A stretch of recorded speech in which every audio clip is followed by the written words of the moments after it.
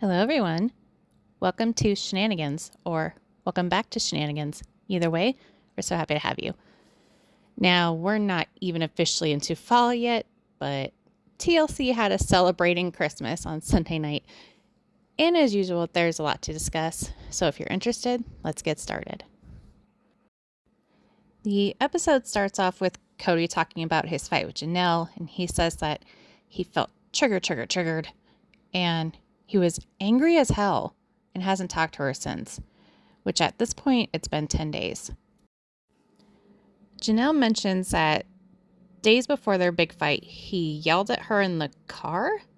Something about she needs to choose her loyalties or she won't have a husband. Personally, I don't think he could make it any easier to not choose him. She says she feels like he's looking for ways to get rid of her and doesn't know if this is fixable. She thinks he's played favorites for a long time and says, I guess he's just going to write off all of his other kids, and thinks he decided to no longer be a plural husband. Cody says his fight with Janelle had been building for months. He says he's not looking for an apology, but wants to be able to have a civil discussion. And Janelle tearfully says, never in a million years did I think I would get in this position. I don't recognize who this guy is.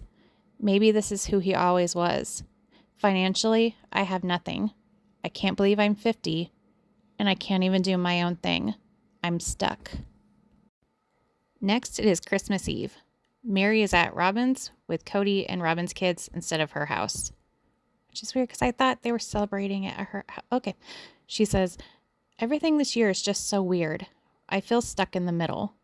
Cody says, this is Christmas Eve, and it's not as Christmassy as it should be.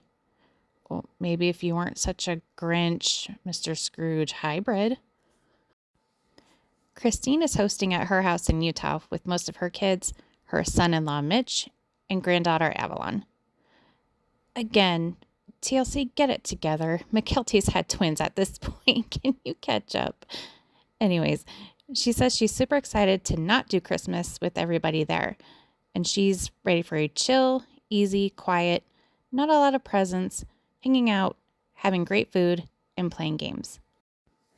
Janelle is at her apartment making lasagna with Gabe. She tells us she hasn't spoken to Cody since he walked out the door. And neither has Savannah. She feels stuck due to religious obligations. She doesn't want him, but doesn't feel like she can walk away either. She boxed up his stuff, but he never came to get it, so she put it in storage and might just give it away. Savannah says, we were one big family, and now we're kind of separate. Gabe says he can't help but feel that they've kept the door open when some haven't. And Garrison says, we've reached out, and it's been neglected and overlooked for offenses that were believed to have happened, but never did. Cody says the idea that they wanted to connect with Robin and her kids, and that he and Robin rejected them, is not true. He says he reached out only to get rejection, and they're not being fair. At Robin's, they're making mock ravioli, which is basically lasagna with what Mary calls butterfly noodles, but they're really just bow tie noodles. We then see Robin's collection of Christmas villages, which probably cost enough to pay off Coyote Pass, but priorities, Robin's got to make sure her ceramic little village people have a home before Janelle does. Cody then starts to compare himself to Scrooge, but not for the reason you think, for the reason of how he also needs to look 5 years into his own future. At Christine's, she mentions that Truly doesn't really clock what she's missing, and says tomorrow they'll be going to McKelty's house to just hang out for Christmas. At Robin's, Cody wants everybody off their phones, and Mary mentions that instead of her traditional Christmas jammies for all the kids, she'll be giving the kids blankets. And Cody tells us it's probably very awkward for Mary, and mentions how he and Robin have to tone down their romantic tension. Robin says, out of respect and love for Mary, she's careful. Mary says, it's kind of like being the other woman. And Cody says, "My bank account of love has been ripped to pieces." Okay, seriously, where did this guy come from and who does he think he is? Next, we see Mary driving to Robin's house on Christmas morning.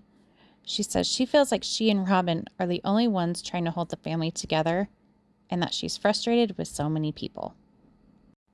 At Janelle's rental home, she says she still hasn't heard from Cody, and he still hasn't called or texted Savannah. At Robin's, the kids wake up and see they got motorbikes, but they're not even expensive, according to Cody. Robin is not excited about it and hopes they'll lose interest. She wonders if Cody was trying to compensate so the kids won't focus on the fact that the family isn't all together. Back at Janelle's, she's with 3 of her boys and Savannah opening gifts. She says she feels an overwhelming relief with a little bit of sadness that Cody is not showing up for his kids. Savannah says the day was quiet, but also pleasant. Gabe thought it would be hard to swallow, but then found himself enjoying it a lot. And Cody says after the fight, there was nothing, and just didn't see the point in reaching out, and says, "Janelle is out of mind and out of sight for me right now." Then says, "My loyal wife and her children want something special." Gross. And for breakfast, they're making crepes, to which Cody decides to turn his into a disgusting burrito. Solomon tells us he doesn't like crepes, while Ariella thinks they're lovely. Next, Cody and Nathan are randomly taking a drive with no destination, so they can talk about being divorced polygamist. Cody says he doesn't want to identify as a monogamist and wishes he could go back in time. Even goes as far to say he regrets marrying wives. Wow. Robin says, "I've been dealing with some depression and mourning and loss and grieving." Cody says women in the principal have this, quote, sacred loneliness because their husband's not around as much. Christine laughs and says, "You're supposed to honor the fact that you're lonely?" Mary thinks it's stupid. Janelle always thought it was so dumb. And Robin thinks it's an opportunity for you to get a relationship with God. Cody says he only courted Mary and Robin, but Janelle and Christine both asked to be in the family. And with that, he had special requirements he wanted them to meet. Janelle wonders if that means somehow she and Christine deserve less. Cody says, "Nobody's happy now. It was a dream, and now it's gone." And Nathan says, "Robin's in for a ride." Robin says they're having more problems now than they've ever had in their marriage, and she doesn't recognize him right now. Janelle believes plural marriage can be lived and that there's a purpose for it, but doesn't know if there's an opportunity for her to live it again. Mary thinks the family has fallen apart due to personalities, not polygamy. She thinks he regrets marrying Christine and 100% believes he regrets marrying her. How sad. Cody says, "I want to be a jackass and be the a-hole she said I was and grow horns." Little late for that, my guy. He says he has a gremlin inside of him, and the deepest temptations I've had in my whole life was to sit down and stop trying to be good. He says he's fighting an urge that's ugly, sinister, the wolf you want to starve, and is hard to fight. And I should just be the devil I think I am now. He says, "I don't want Robin to see this," even though he's just saying it on TV, but okay. He says, "I'd like to run away from my life, change my name, disappear, and be somebody else. I hate my life right now." Robin says she always wanted to live plural marriage, and for Cody to question it feels a little bit like a deal breaker of their marriage. She says she'd be devastated if he left her. Girl, you know he's not ever going to leave you. Stop it. But she says she'd be devastated if he left her, but knows he'd regret it. She knows it's from pain and not from being selfish or a bad person. In Flagstaff, Janelle, Christine, and their kids are at the rental, and Christine says it already feels festive. Some of them are out having snowball fights, just playing in the snow, and looks like everybody's happy. Gabe says he feels like his dad didn't make enough effort this year, and maybe Robin too. He definitely feels absolutely neglected by them. And Robin says, Janelle's boys did not want to be around me and my kids or Cody for Christmas. And that's very heartbreaking for me. If I would have thought for 1 second they were open to anything to do with us for Christmas, I would have just pushed and tried to make it happen. Okay, this liar. Just last episode, she was the one saying that the idea of spending Christmas with them at Mary's would be scary. So who does she think she's fooling? Seriously. And Cody says they are the ones who decided to have a separate Christmas. Ugh.